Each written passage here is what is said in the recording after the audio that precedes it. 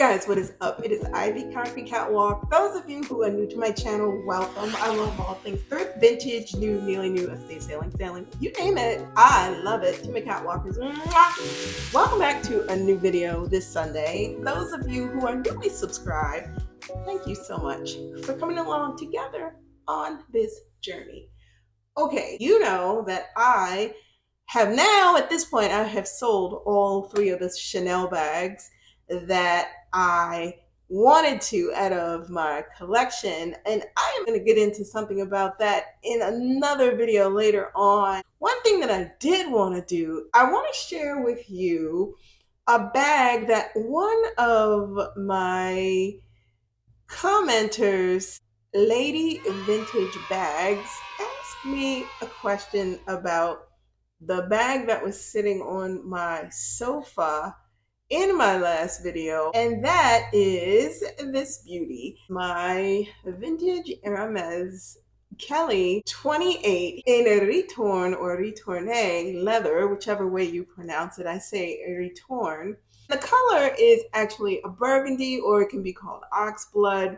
I realize it has now been 2 years of ownership with this Hermes Kelly bag. One thing that I do want to get into, some pros and cons about the bag, how I feel about it, my overall feelings with regards to ownership of it. And that's going to segue into something I want to talk about that is tied to just handbags in general. One thing that I'm realizing, having a collection that covers the gauntlet when it comes down to pre-loved and new designer bags, and I hate the word designer because there are some mid-range handbags that I have in my collection that are just as equal to, or some even better than, the designer quote-unquote handbags that are a part of my collection. And that's just simply from road testing the bags and figuring out that, hey, ooh, these are really nice, and you may want to think about picking them up. Kurt Geiger and Nagati are some that are a part of my collection that I actually really, really like. 2.5 years ago, almost, I purchased this bag off of Vestiaire Collective. The way I ended up coming across this bag was simply by pure accident. I had been thinking about an Hermes Kelly, and I'd also been thinking about an Hermes Birkin. And I realized that for me, the Kelly was more in line of what my style is. I needed something that was going to fit my personality, and I think that this bag does it very well. Going out on Vestiaire Collective at the time that I did, happened to be looking, this bag popped up. It was sitting on their site. I'm going to be upfront. It couldn't have been no more than a day when I came across the bag, and I immediately knew that I wanted to purchase this. And the reason being was because of, one, the size. This is an Hermes Kelly in the size 28 centimeter. I really like this size. It fits my stature because I am 5 feet 5 inches tall, give or take on a good day. I decided I was going to buy the bag. The bag was sitting at, I think, at a price point of about $17.80 on their site. When it was all said and done, you guys know I don't hold back on prices. The bag came up to about $2,060 some odd $70. Let's just say $2,075. And then the next thing you know, voila, she is here and a part of my collection.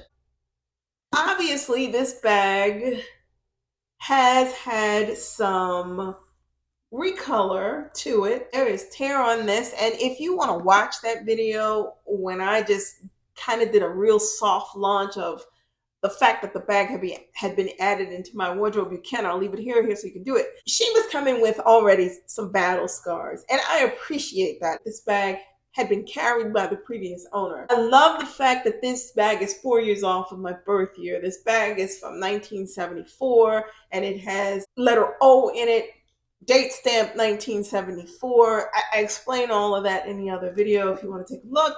In the thick of the things, 2.5 years in with ownership of this bag, why I am over the moon with it, it is something that I feel if I would have hesitated or waited on, I don't think that this particular style of Hermes bag would have made it into my collection. And you guys, we hear about this so much, the prices and this and that and the third.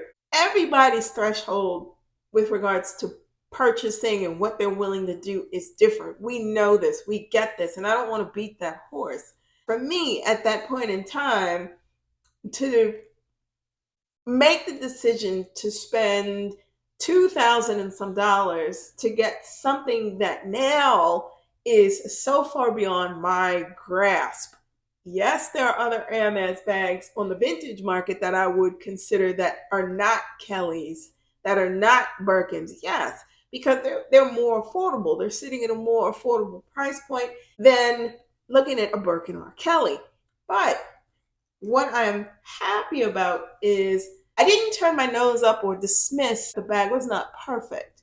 That's one of the things that the pre-love market allows for, because apparently now there's a whole big uptick with people who are looking for bags that are in fair condition, meaning bags that are not perfect, bags that have scuffs, bags that have wear, bags that show that they have been really carried and loved and used, and now it's time for them to go on to their next new excited owner.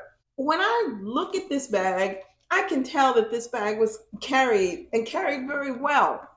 When I carry the bag and I put things in the bag and it loses its shape or it looks a little bit wonky, a little bit wobbly, I actually love that. I love it. I love that this bag is doing exactly what it is supposed to do, and that is bend and adjust and go through changes. If you think about it, just like a human being would as they go through their life. You go through life, you pick up battle scars, you pick up experiences, you pick up experiences that are great, you pick up circumstances or situations that are not so great. And I think that bags go through that same thing, and it's kind of like, an armor, an exterior, and you get nicks and you get kinks and you get chips in the armor, and that is exactly what this bag has with it. As far as cons with the bag, for me, there are no cons. I think the only con would have been is if I had decided that because of the state of affairs that the bag was in, that I said no.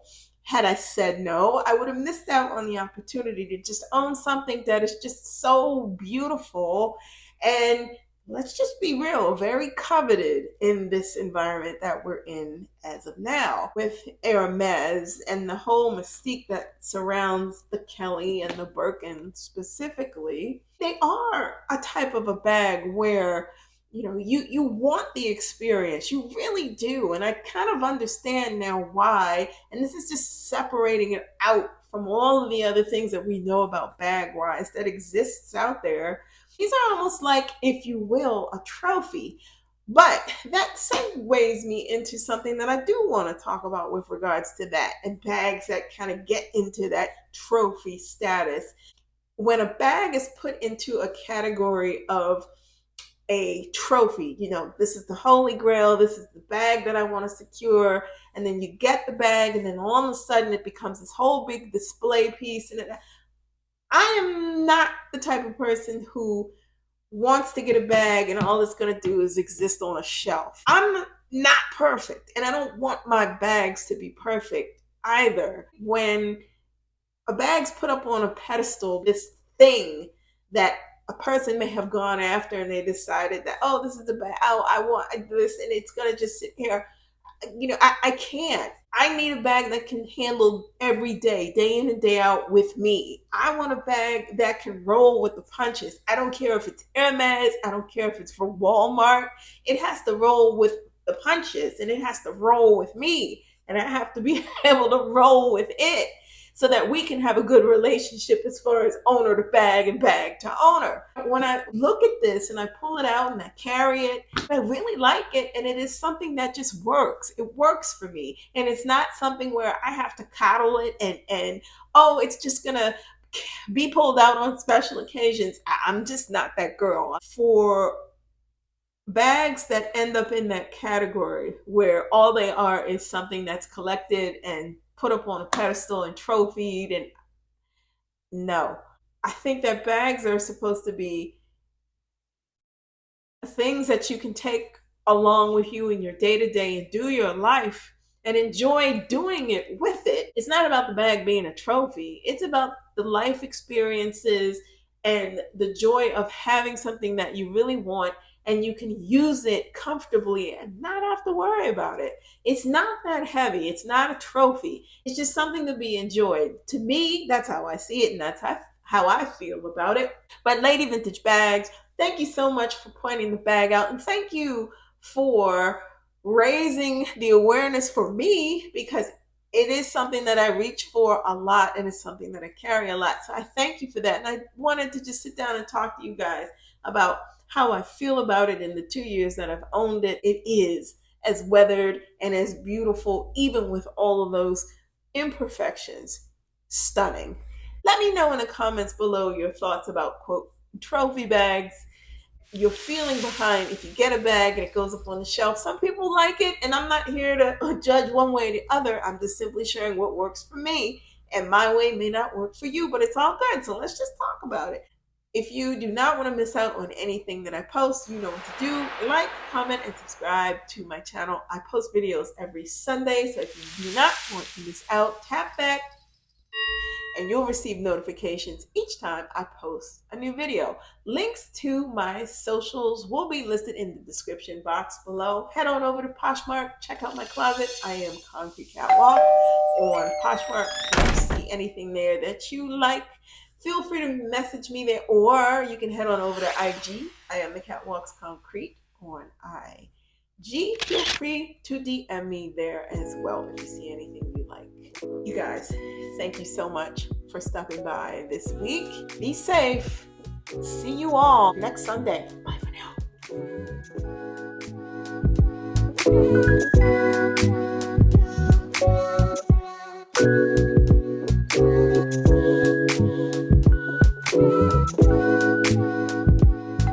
now.